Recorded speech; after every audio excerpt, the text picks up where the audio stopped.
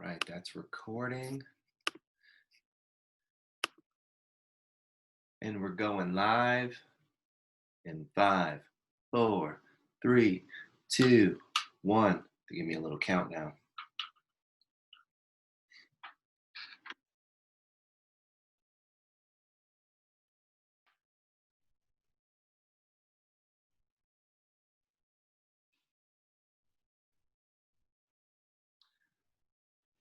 All right, we are live. We are live. We are live. We are live. We are live. Good morning. Good morning. Good morning. How's everybody doing this morning? What is going on? What is happening? How are you feeling? Hopefully you're feeling good. Hopefully you're excited to be here. It is a little after 8 a.m. We're going a little earlier today. Normally we're at 9 a.m. My goal, I was shooting for around 8 a.m., but had some work to get done. Normally we go at 9 a.m., starting a little earlier today. Got a busy day ahead in the salon. Our salon's opened yesterday. Pretty exciting stuff. And today's our second day being open. So we're excited. We're excited to be back in black. And I'm excited to continue the journey, continue story time with you guys. So if you're just getting on here, if you're on the Facebook, if you're on the Twitter, if you're on the Gram, wherever you're watching, share the post, share the stream, share with somebody, invite some friends. We're going to continue. This is a episode of Storytime. This is episode 34. So 34 times we've spent the mornings together. We've gone through it, right? We've been through it. We've been through quarantine. Some people are still in quarantine. We've been through coronavirus. Some people we're still dealing with that, but we are going to continue to keep rolling. Getting through coronavirus is one thing. You know, that's going to be an easy part of our lives. Getting through life is going to be the challenge. So there's going to be way more than just the coronavirus. There's going to be way more than just being, a lot of us have been out of work. I mean, our salons were closed for a solid 2 months. We hit 2 solid months of being closed. No revenues coming in. What does that look like? It doesn't look good. And so a lot of you guys out there are experiencing the same thing. And so I started Storytime with the idea of just reading, my books, the YFY books, and sharing those with you. Your first year in the beauty industry and your first year in salon ownership. That's how Storytime started. My plan was just to, read these 2 books to you, my book series, and kind of maybe call it a day. But as we were going through and we went through both of those books completely, I was like, you know what, maybe we'll keep Storytime going, because a lot of people, I was getting a lot of response. People were enjoying it. People were having a lot of fun with it. So I was like, well, maybe we'll keep Storytime going. And so I went into my library and I started pulling out some of the brands, some of the iconic brands that I love, some of the iconic brands that that I know you've heard of. And we've been starting to go down that road. So what that road looks like, we've got companies like the Coca-Cola company that we're going to be reviewing, IKEA, Apple, McDonald's, Starbucks, Patron. What else? McDonald's. Did I say McDonald's already? We've got so many different companies. I'm reading a book right now, not on Storytime, but it'll probably eventually make it to Storytime, on the Samsung company. Oh, it's unbelievable. Just the things that, we don't know, the behind the scenes. Last week for Storytime, we went through the Ritz-Carlton Hotel Company, which was amazing. I think, I took a ton away. And these books, the first time you read them, it's like, they're good. The companies are amazing. But the first time you read them, there's little things that you pick up. And then the second time when you go back through them, there's a whole nother host of things that I'm like hearing that I didn't maybe catch the first time that I went through the book. So I always, advise people and tell people, go back through the book again and again and again, because each time you go back through it, you're going to hear something or maybe come across something that you don't remember from that first time. So we're now going through the McDonald's company, the McDonald's Corporation, as I should say, and I'm reading I gotta sneeze, hold on. Excuse me. I'm reading from the book Grinding It Out, which is, the book is called Grinding It Out, The Making of McDonald's. And as I'm reading through this book, and this book is by Ray Kroc, and Ray Kroc is touted as the founder of McDonald's, although he didn't start McDonald's.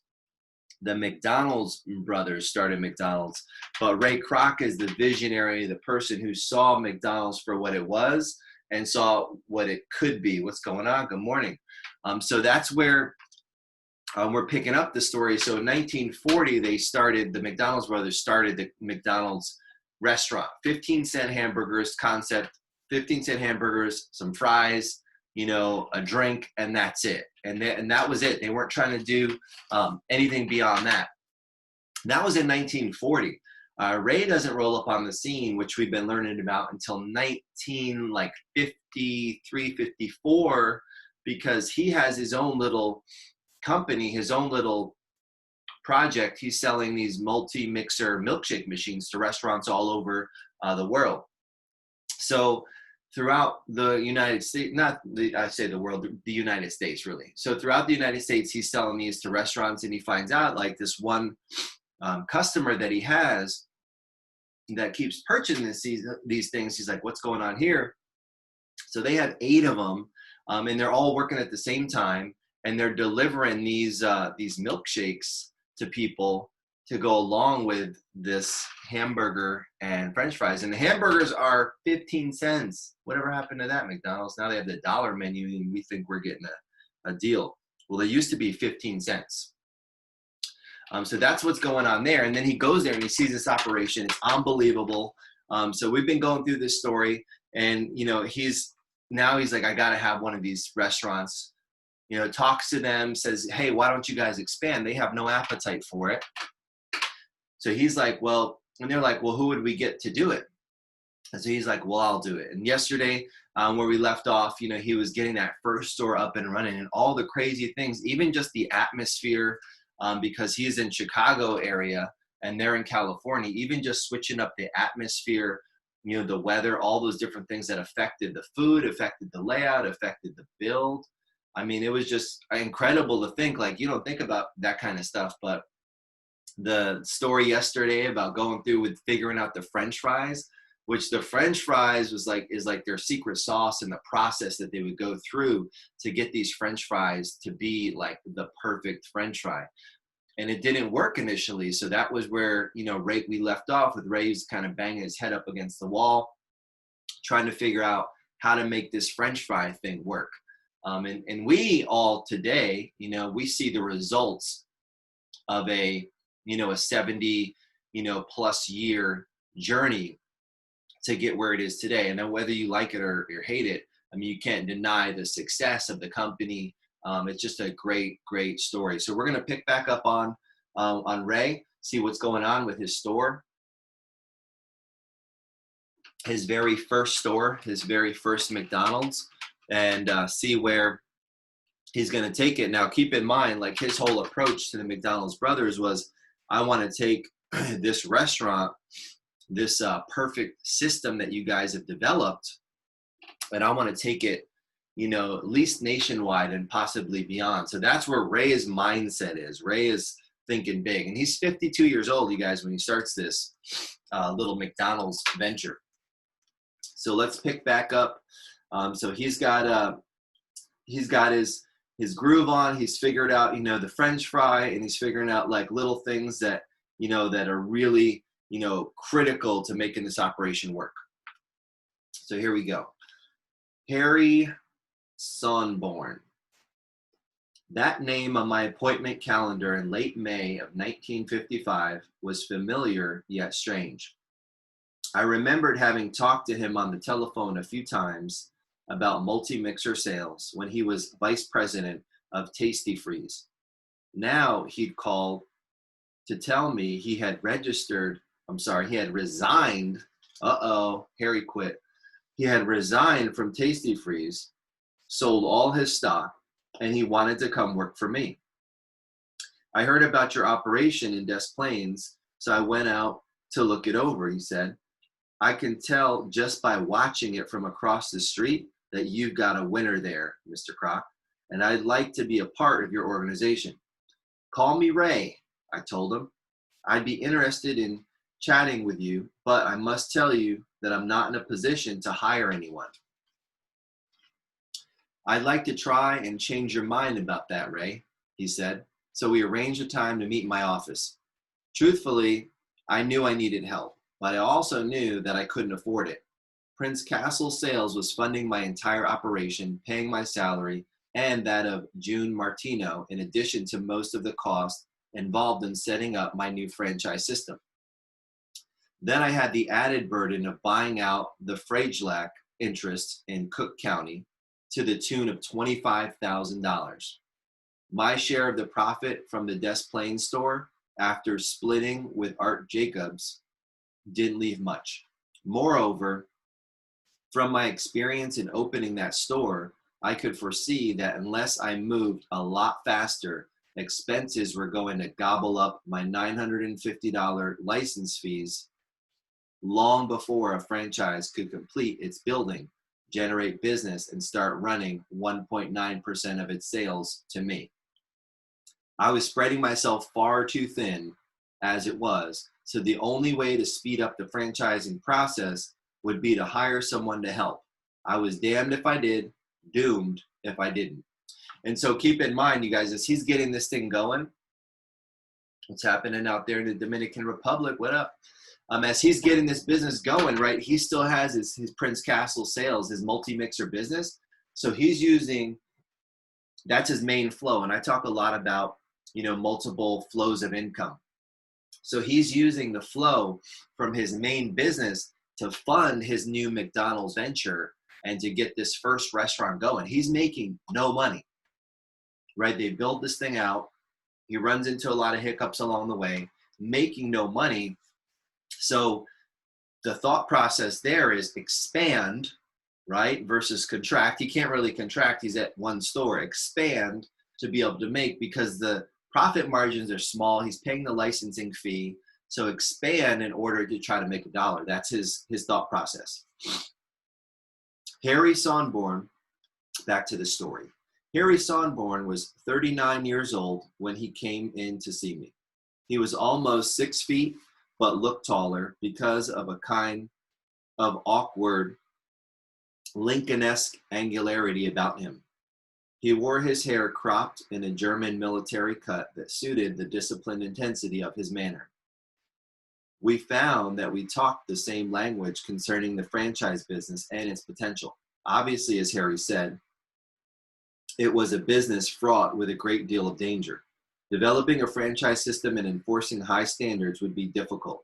Also, of course, there was the growing specter of government regulation. As we discussed these things, it became evident to me that Harry was exactly the man I needed to help me get McDonald's going. The problem remained, though, as I explained to him once more, that I could not afford to hire him. His answer was that he would go home and figure out the lowest possible salary he could take and still be able to support his family. Then he'd get back to me. I had to admire his persistence and also the resolve he had that he would devote every working minute to McDonald's, 24 hours a day if necessary. I believed him. It was exactly the way I felt, and June Martino too. All my thoughts led to the conclusion that I had to hire Harry. I could visualize him handling finance while June ran the office and I was responsible for operations and new development. With that sort of setup, we could move ahead rapidly, which was the only way to go. In the first place, I had to mobilize my franchise sales and start generating some cash flow. Secondly, I was in the field by myself at the moment, but I knew that others would soon be jumping in to compete. And I wanted to take full advantage of my head start. So that's what we call first mover advantage. I'm going to jump in here for a second. So he knows, right, he's on to something. Harry sees it. Harry's like, I'm going to work for free. Now think about this. This guy was the head of another company. He's quitting that company to come work for Ray and this new McDonald's company for free, right? A lot of people would never work for free. If I asked you right now, would you work for free? Most people say no. Well, some people actually right now, because of the coronavirus, they probably would work for free. just to have something to do. But this guy's willing to come in. He's like, I'm going to figure out what can be the lowest you could pay me just so I can take care of my family. I'm willing to work for free, because he sees this potential in this new business, this new McDonald's business. It's going to go somewhere, and he sees it. And then Ray's got to get a head start because nobody else has started, like no other, hamburger stands, and things aren't really happening, but he knows people are coming. So he's trying to get a head start on the competition, or not even get a head start, keep the head start that he already has on the competition. So let's get back to the story. In a few days, Harry called back and said he could come to work for $100 a week take-home pay. It was an offer I couldn't refuse. Good thing for McDonald's that I didn't, because the company could never have grown as it did without the unique vision of Harry Sonborn. Harry was born in Evansville, Indiana. His parents died when he was very young, and he was brought up by an uncle who had a men's clothing factory in New York. Harry loved New York City. He grew up there in that climate of reverence for literature and art that is typical of so many Jewish families. But somehow, after college at the University of Wisconsin, he landed in Chicago to stay. He never lost that New York aloofness, though, and this made me bristle sometimes. Yet I had to admire the way he studied the legal and financial problems we were steaming into. He immersed himself in stacks of books and learned the ins and outs of contracts and financial maneuvers, as well as the lawyers and the bankers. We were breaking new ground. We had to make a lot of fundamental decisions that we would live with for years to come. This is the most joyous kind of executive experience. It's thrilling to see your creation grow. It's dangerous, of course, because a small mistake can be absolutely ruinous. But in my definition, an executive is a person who rarely makes mistakes.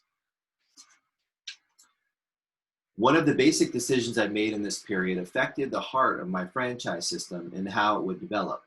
It was that the corporation was not going to get involved in being a supplier for its operators. My belief was that I had to help the individual operator succeed in every way I could. His success would ensure my success, but I couldn't do that and at the same time treat him as a customer. There is a basic conflict in trying to treat a man as a partner on the one hand while selling him something at a profit on the other. Once you get into the supply business, you become more concerned about what you are making on sales to your franchisee than with how his sales are doing. The temptation could become very strong to dilute the quality of what you are selling him in order to increase your profit. This would have a negative effect on your franchisee's business and ultimately, of course, on yours. Many franchise systems came along after us and tried to be suppliers, and they got into severe business and financial difficulty. Our method enabled us to build a sophisticated system of purchasing that allows the operator to get his supplies at rock bottom prices. As it turned out, my instinct helped us avoid the antitrust problems some other franchise operations got into. Another judgment I made early in the game and enforced through the years was that there would be no pay telephones, no jukeboxes, no vending machine of any kind in McDonald's restaurants. Many times operators have been tempted by the side income some of these machines offer, and they have questioned my decision. But I've stood firm. All of those things create unproductive traffic in a store and encourage loitering that can disrupt your customers. This would downgrade the family image we wanted to create for McDonald's. Furthermore, in some areas, the vending machines were controlled by the crime syndicate, and I wanted no part of that. Our first 3 franchises we sold in Fresno, Los Angeles, and Reseda, California. Those stores opened the year after the Des Plaines operation got started. It was easier to swing deals in California because landlords could be shown the successful operation the McDonald brothers had in San Bernardino, and consequently were more readily persuaded to put up our kind of building for lease to my franchisees. So he's got a little bit of that track record. In Des Plaines, that was his what Ray called his concept store. So he built that concept store. He's like, this is what it's going to look like. But he also still has the McDonald brothers, who had the very first restaurant out there in San Bernardino, California. So that helps, right? It's called proof of concept, right? So he's got 2 stores, you know, that he can point to, but 1 that's in the neighborhood. So that helps him get some favorable deals out there in California.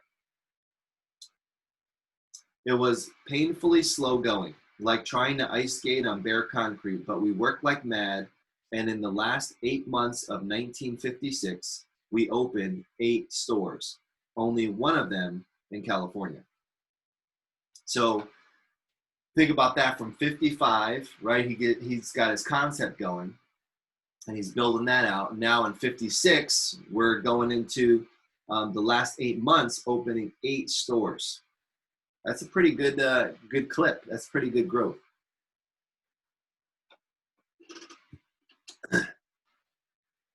The first franchise in the Midwest was in Waukegan, Illinois, a city on the shore of Lake Michigan, about 40 miles north of Chicago. It was an incredible experience. The landlord was a banker, and he was very skeptical about the prospects of our 15-cent hamburger business. He really didn't think our operator would be able to make the rent. The franchisee was doubtful too. I asked Ed McLuckie to go up and help him open the store, and he ordered all the supplies. Before long, I got a phone call from the operator, and he was madder than a hornet. "You guys are trying to ruin me," he yelled. "McLuckie has got more meat and buns in this place than I'll be able to use in a month." My, how he raged. But that store took off like a barn fire the day it opened, May 24th, 1956. And Ed had to make a panic run back to Des Plaines store to borrow enough meat and buns to get Waukegan through the weekend. The operator, needless to say, was happy to eat his words. The owner of the real estate, however, was convinced that I pulled a fast one on him. I don't think a day of that 20-year lease passed that he didn't wish he demanded a lot more. Of course, beyond my faith in the fast food concept, I had no better idea than he did about how the location was going to do. I've always dealt fairly in business, even when I believe someone was trying to take advantage of me. That's one reason I have had to grind away incessantly to achieve success. In some ways, I guess I'm naive. I always take a man at his word unless he's given me a reason not to. And I've worked out many a satisfactory deal on the strength of a handshake. On the other hand, I've been taken to the cleaners often enough to make me a certified cynic. But I'm just too naturally cheerful to play that role for long, even after dealing with the likes of Clem Boer. Clem was one of the more charming con men I met when we were building McDonald's. He was a contractor from Wisconsin, and he had approached Harry Sonborn with a proposal that sounded rather appealing. Boer said he wanted to travel around and find good locations for McDonald's restaurants in different parts of the country. He would purchase the land and have his firm erect a building on it, which he would then lease to us. We agreed, and Boer marched off into the suburbs of distant cities to look for land. Harry and I gave little further thought to Clem Boer because we were too busy with our own projects. The biggest of these was the move that made possible McDonald's dramatic growth. It started our evolution as a company whose business was developing restaurants and selling franchises to operate them. We agreed that we wanted McDonald's to be more than just a name used by many different people. We wanted to build a restaurant system that would be known for food of consistently high quality and uniform methods of preparation. Our aim, of course, was to ensure repeat business based on the system's reputation rather than on the quality of a single store or operator. This would require a continuing program of educating and assisting operators and a constant review of their performance. It would also require a full-time program of research and development. I knew in my bones that the key to uniformity would be in our ability to provide techniques of preparation that operators would accept because they were superior to methods they could dream up for themselves. But research and development and a staff to supervise and service operators effectively takes money. So as you're kind of listening in on this, what's going on here, right? he's seeing, okay, we need to develop a system and we need to develop a training system. And that word consistency, you know, if you're building a business and then you're thinking you're going to duplicate that business, or you want to expand, or you want that business to work with or without you, you have to have a system. You have to develop that system of training, how things are going to operate, how things are going to run. You know, I think about that in my own businesses, having different businesses in different cities and different states. I want, whenever a guest comes in, I want them to have that same experience. So I had to develop what that experience looks like, then be able to train it, and be able to teach people to train it. And so we can, so on and so forth. So that's where Ray's at, knowing that they want to expand and have this operation continue to run and develop in that system of training, which is going to be huge. Back to the story. The experience of Tasty Freeze and Dairy Queen, two prominent franchising firms in the country at that time, and our own sense of direction with the units in California, led to the conclusion that the only practical way for McDonald's to grow as we envisioned would be for us to develop the restaurants ourselves. Being in the restaurant development business would mean that we could plan a strong system in which locations could be developed by McDonald's as part of an overall long-range nationwide marketing program. That idea was exciting. Wow. It appealed to my salesman instinct because obviously it would make the right to operate a McDonald's restaurant far more valuable to a potential operator than if we were franchising only a name. But building dream castles was one thing. Actually getting into the restaurant development business was a seemingly insurmountable problem. Harry's solution, the formation of Franchise Realty Corporation, was to my mind a stroke of financing genius. Franchise Realty was a supreme example of a guy putting his money where his mouth is. I did a lot of talking about the ideal way to develop McDonald's with a kind of quality and uniformity that would ensure our success. And when Harry came up with a way to make it possible, I backed it by going into Hawk for everything I had. My house, my car, you name it. Talk about grinding it out. I felt like Samson with a fresh haircut. But that dream of what the company could be sustained me. We started Franchise Realty Corporation with $1,000 paid in capital, and Harry parlayed that cash investment into something like $170 million worth of real estate. His idea, simply put, was that we would induce a property owner to lease us his land on a subordinated basis. That is, he would take back a second mortgage so that we could go to a lending institution. In the early days, it was a bank, and arrange a first mortgage on the building. The landlord would subordinate his land to the building. I must admit that I was a bit skeptical. Why would a landlord want to do that? But I let Harry plunge ahead without interference. So their idea now is he's kind of developing this, right?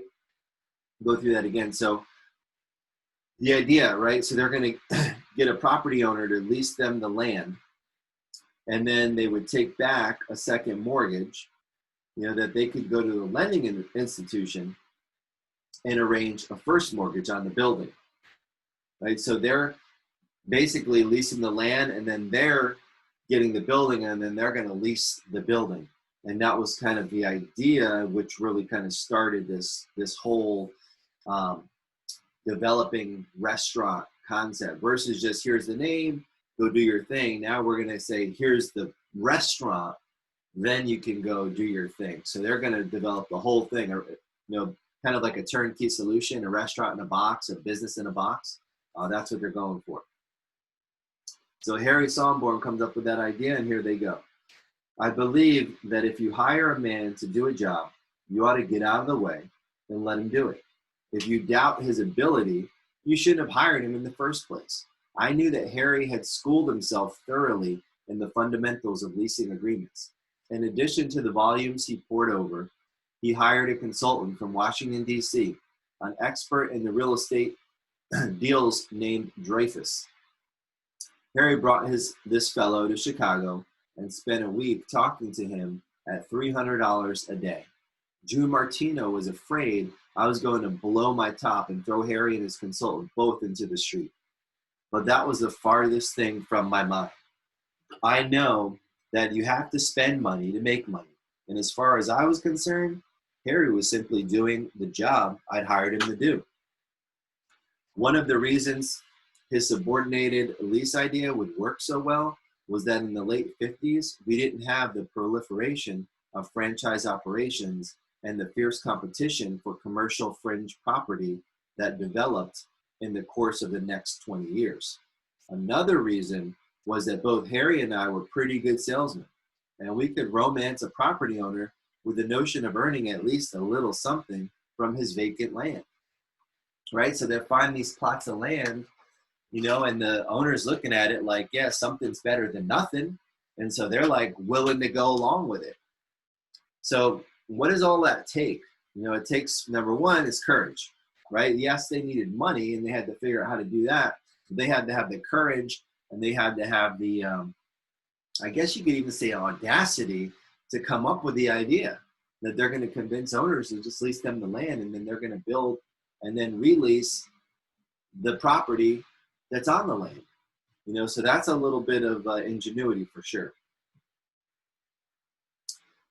This was the beginning of real income for McDonald's. Harry devised a formula for the monthly payments being made by our operators that paid our own mortgage and other expenses plus a profit. We received this set monthly minimum or a percentage of the volume the operator did, whichever was greater. After a time, we began realizing substantial revenues from the formula, and we could see that we were merely nibbling around the edges of this huge hamburger frontier we were exploring.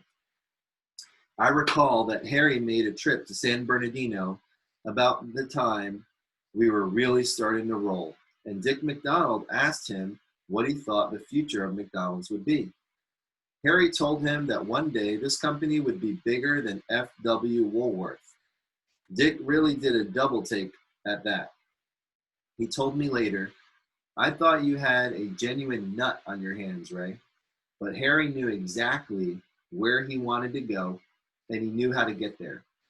In one of the impromptu meetings that Harry, June, and I frequently had after hours in the office or in my home, Harry said, "We're doing fine with these bank mortgages, but if we are to gain any stature in the financial community, we're going to have to get some big institutional investors to back us." I agreed, and Harry went after the insurance companies. The first deal he made was with All American Life Insurance Company in Chicago. They agreed to arrange a number of mortgages for us.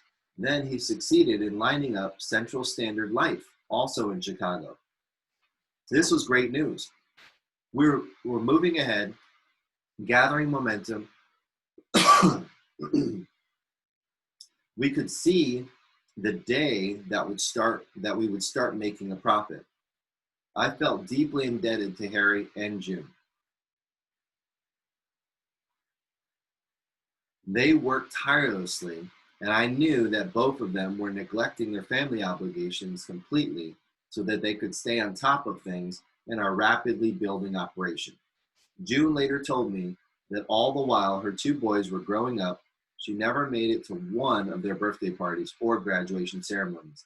And there were several times that she had to be in the office on Christmas. I knew what she and Harry were doing because I was in the same boat. It was a little easier for me, perhaps, because of the continuing Cold War between Ethel, my daughter, and me. My total commitment to business had long since been established in my home. But that made me feel all the more grateful toward Harry and June.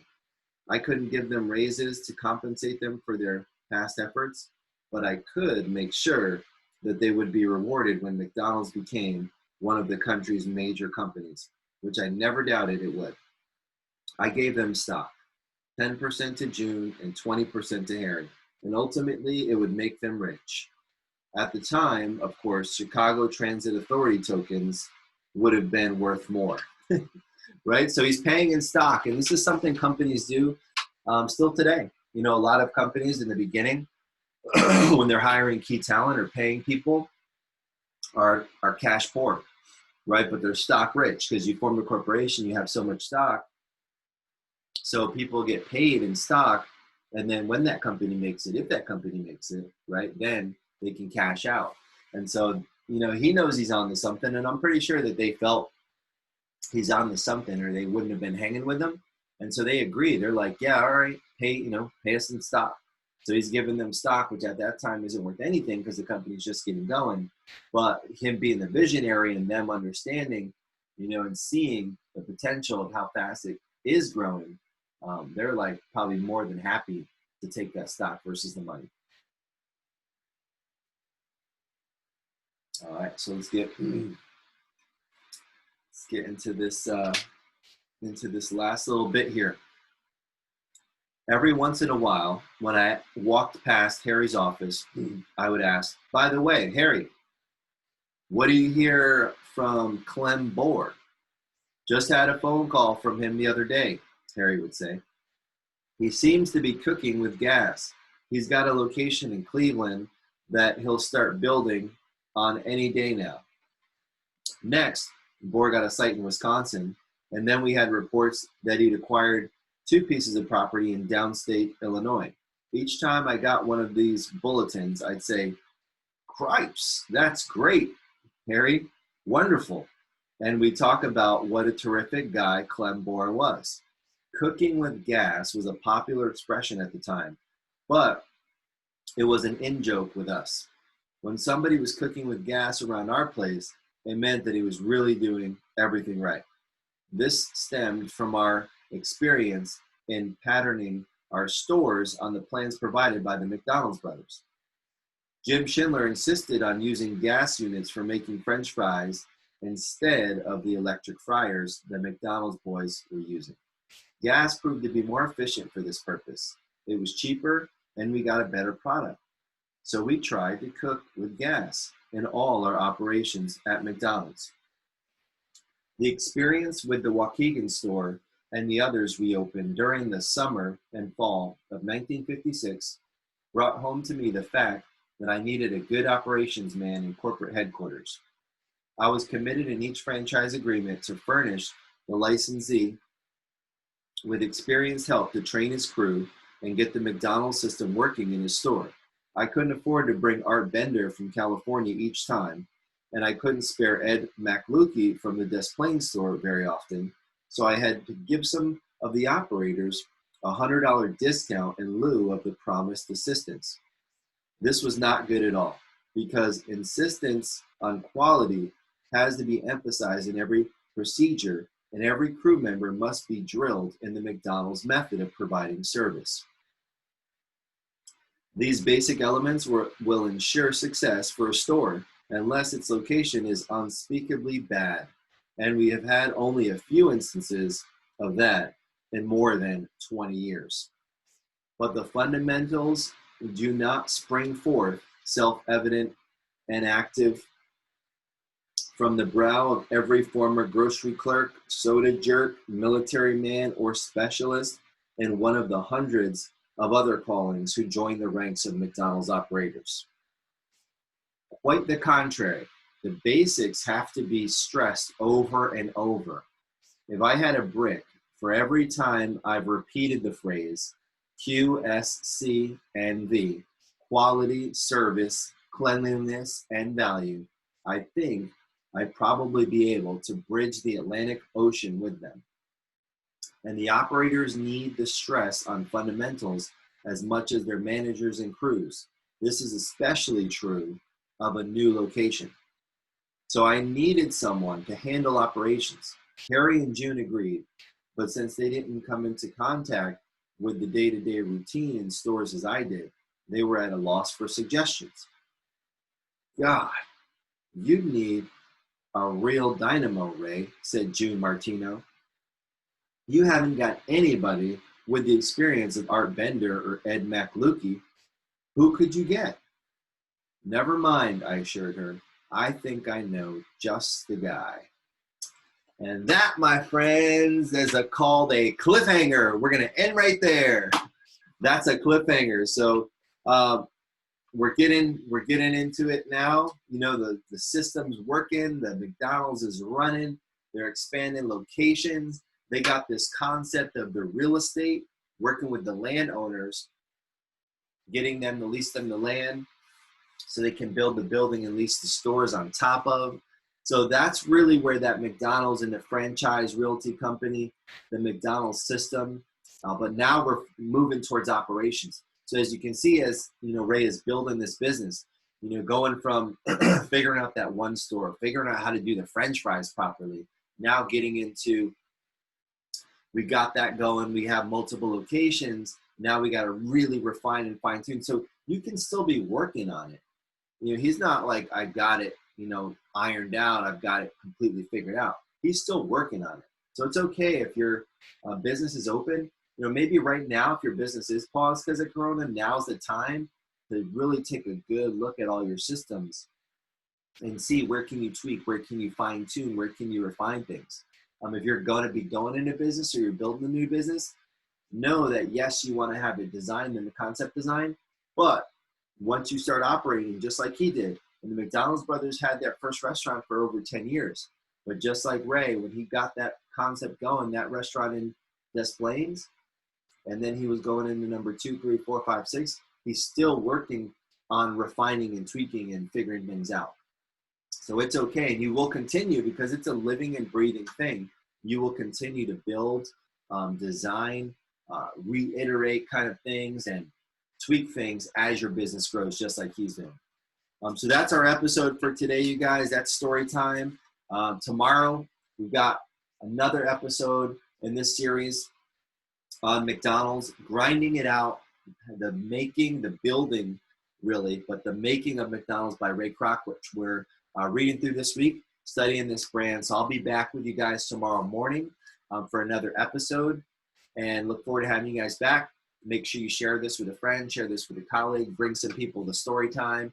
We're coming live every morning, Monday through Friday, as we're going through these brand studies. So thank you guys for being here. Thanks for tuning in today. Thanks for watching. And you can catch all the episodes. They're on my Facebook pages. They're also in podcast form, right? If you're on Twitter, Instagram, wherever you're at, listening or watching this right now, they're also in podcast form. So just go to yfyipodcast.com and you can listen to all the previous episodes on my YFYI book series that I read through, the Storytime episodes on the Ritz-Carlton Hotel Company, and the past 3 episodes, which now will be 4 episodes on the McDonald's Corporation. So check those out at yfyipodcast.com. And once again, you guys, thanks for tuning in. Thanks for listening. Thanks for watching. And I'll see you on the next episode of Storytime.